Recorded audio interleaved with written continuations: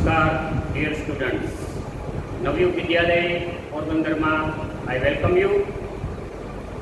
Last time આપણે part 1 unit 3 standard 12 એમાં read 1 એમાં આપણે part 1 complete કરેલો. So let's we go further. ચાલો આપણે આગળ વધીએ. The title is Manage Your Stress. Now open your textbook and page number 27. Last one, એકદમ છેલ્લું સેન્ટેન્સ છે ત્યાં જુઓ. It is the counterpart to the emotions. તે ઇમોશન્સ, ભાવનાઓ, લાગણીઓ એનો પેરેલલ બીજો ભાગ છે. કાઉન્ટરપાર્ટ એટલે ઇક્વિવેલન્ટ, એનો મિનિંગ થાય છે એની સમકક્ષ બીજો પેરેલલ ચાલતો ભાગ છે. It is the counterpart to the emotions. It means કોણ? It means mind. આપણો લોજિકલ, આપણો રેશનલ પાર્ટ છે એ પેરેલલ ઇમોશન્સની સાથે ચાલે છે. It is the counterpart to the emotions. A good example of the interaction. Turn over your page number 28. A good example of the interaction between mind and emotions is exam nerves. Good example. આ બંને વચ્ચેનું parallel mind અને emotions એની વચ્ચે જે interacting થાય છે, interacting means ક્રિયા અને પ્રતિક્રિયા, એક્શન એન્ડ રિએક્શન એની વચ્ચે થાય છે માઇન્ડ એન્ડ ઇમોશન્સ. એનું સારામાં સારું અહીંયા ઉદાહરણ છે જે આપણે એક્સપિરિયન્સ કરીએ છીએ, એક્ઝામ નર્વ્સ, પરીક્ષા વખતનો ભય. A good example of the interaction between mind and emotions is exam nerves. Your mental capacity has helped you retain what you have revised. You know your stuff, but when you enter the exam room and start getting emotional by expecting difficulties and imagining failure, all of a sudden the carefully stored information is no longer available. લાંબુ sentence છે, part wise સમજો. Your mental capacity, તમારી માનસિક ક્ષમતાઓએ has હેલ્પ્ડ you, તમને મદદ કરી છે. શું મદદ કરી છે? Written what you have revised. તમે જે કંઈ પણ પુનરાવર્તિત કર્યું છે, ઇટ મીન્સ જે કંઈ પણ એક્ઝામ પહેલાં તમે રીડિંગ કરેલું છે, એ જે કંઈ પણ તમે રિવાઇઝડ કર્યું છે એ રીડિંગ કરેલું જાળવી રાખે છે. તમારી મેન્ટલ કેપેસિટી રિટેન કરે છે, એને સ્ટોર કરી રાખે છે. When you have revised, you know your stuff. What you have revised, જે કંઈ પણ તમે પુનરાવર્તિત કરેલું છે, જે કંઈ પણ તમે રીડિંગ કરેલું છે એને જાળવી રાખવામાં મેન્ટલ કેપેસિટી છે એ આપણને મદદરૂપ બની છે. You know your stuff. Stuff means material. અહીંયા આપણે એ રેફરન્સમાં સમજવાનું છે. મટીરિયલ્સ મીન્સ જે કંઈ આપણું રીડિંગ કરેલું છે, it means reading material. You know your stuff. તમારે શું એક્ઝામમાં લખવાનું છે એ સબ્જેક્ટનો તમને ખ્યાલ છે, એ મટીરિયલ તમને ખ્યાલ છે. But when you enter the exam room, પરંતુ જ્યારે તમે એક્ઝામ રૂમમાં એન્ટર થાવ છો એન્ડ સ્ટાર્ટ ગેટિંગ ઇમોશનલ, અને તમે ભાવનાત્મક લાગણીઓ અનુભવવા લાગો છો, તમે ઇમોશનલ થાવ છો. બાય એક્સપેક્ટિંગ ડિફિકલ્ટીઝ, તમે લાગણીસભર થઈ ગયા, ભાવનાત્મક થઈ ગયા, અને તમે ડિફિકલ્ટીઝ, જુદી જુદી મુશ્કેલીઓ આવશે તો જુદી જુદી ઘણી બધી મુશ્કેલીઓ વિશે તમે એક્સપેક્ટિંગ, વિચારવા લાગો છો. એન્ડ ઇમેજિનિંગ ફેલ્યોર, અને નિષ્ફળતાની તમે કલ્પના કરવા લાગો છો. તમે વાંચેલું છે, યુ નો યોર સ્ટફ, જો તમે એવું ફીલ કરો છો કે હું ફેલ થઈશ તો, હું ફેલ્યોર થઈશ તો, આવું તમે કાલ્પનિક રીતે વિચારવા લાગો છો. By getting emotional, by expecting difficulties and imagining failure, આને કારણે શું થાય છે? ઓલ ઓફ એ સડન, એકાએક, અચાનક, all of A sudden, the carefully stored information, જે સંચય થયેલી ઇન્ફોર્મેશન, જે આપણા માઇન્ડમાં, બ્રેઇનમાં જે કંઈ પણ તમે રીડ કર્યું હતું, એ જે અહીંયા સ્ટોર થયેલું હતું, સરસ રીતે કેરફુલી, સંભાળપૂર્વક તમે સરસ એ અંદર સ્ટોર કરેલું, એ શું થાય છે? Is no longer available.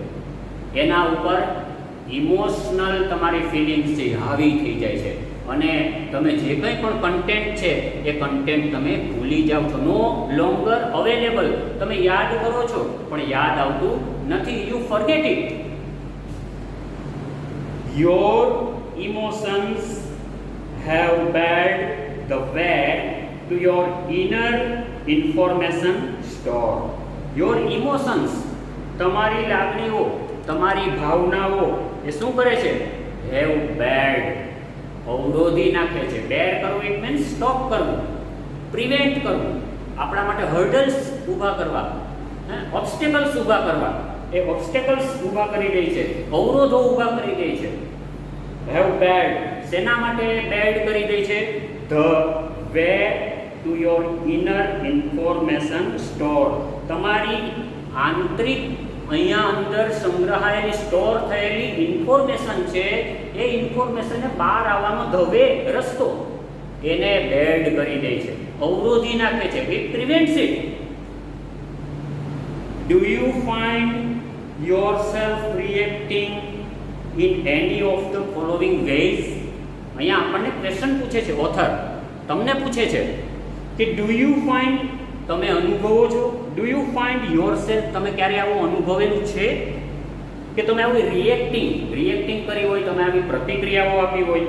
In any of the following ways, નીચે દર્શાવેલા બાબતો અથવા તો વસ્તુઓમાંની કોઈ એક પણ તમે ક્યારેય, હેવ યુ ફેલ્ટ ઇટ?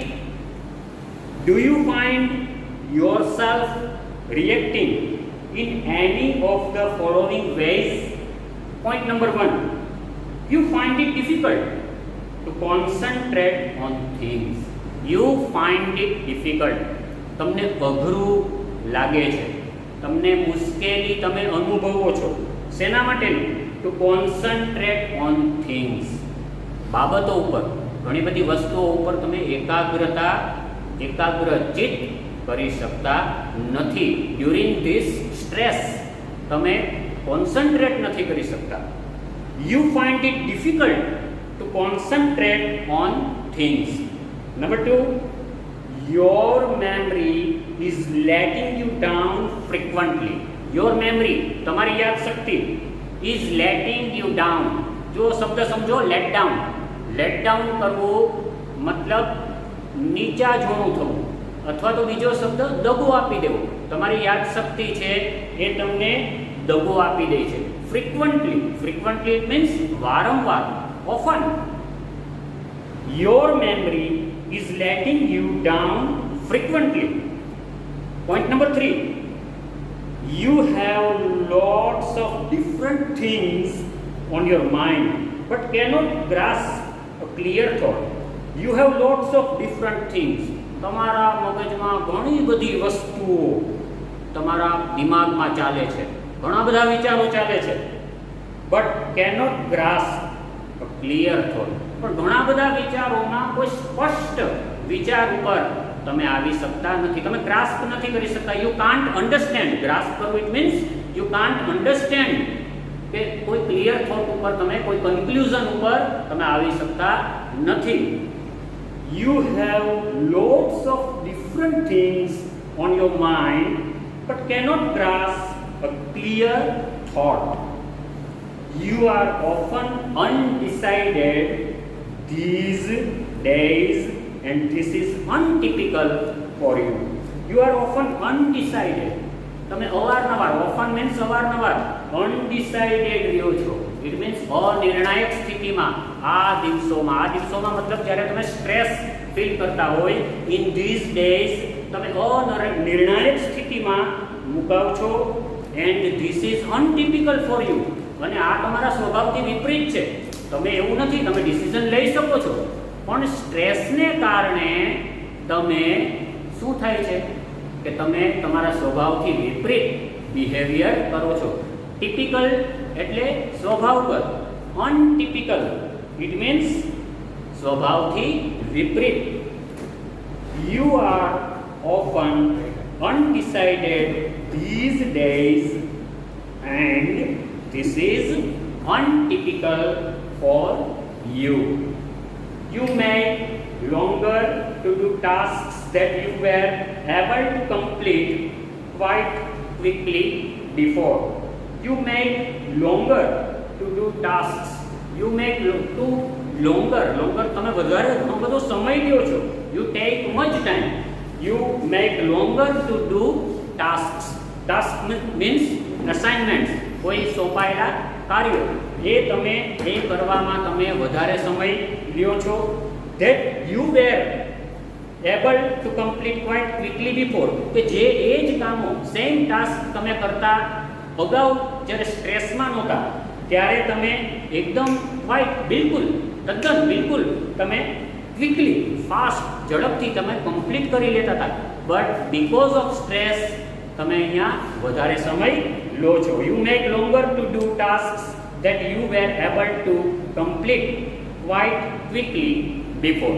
તો અહીંયા સુધી આપણે રાખીએ છીએ. ડિયર ફ્રેન્ડ્સ, અહીંયા તમને હોમવર્ક મેં આપેલું છે, અહીંયા જોઈ લો. Questions: what do emotions bear? Number 2, what does it solve when you find it difficult to concentrate? When will your mental capacity be less affected? Which part is the counterpart to the emotions? આ 4 questions તમારી નોટબુકમાં, હોમવર્કમાં તમારે આના find out કરવાના છે. અને new words છે જે આપણી બોર્ડની એક્ઝામમાં 3 માર્ક્સના પૂછાય છે. નિયરેસ્ટ મિનિંગ અથવા તો સિમિલર મિનિંગ આના તમારે ફાઇન્ડ આઉટ કરવાના છે. જુઓ: નર્વ, રિટેન, સ્ટફ, બેર, ગ્રાસ્પ, અનટિપિકલ, રેઝિલિયન્સ, સફર, ફ્લિક. આના તમારે similar meaning, the nearest meaning find out કરવાના છે. ઓકે, બી સેફ.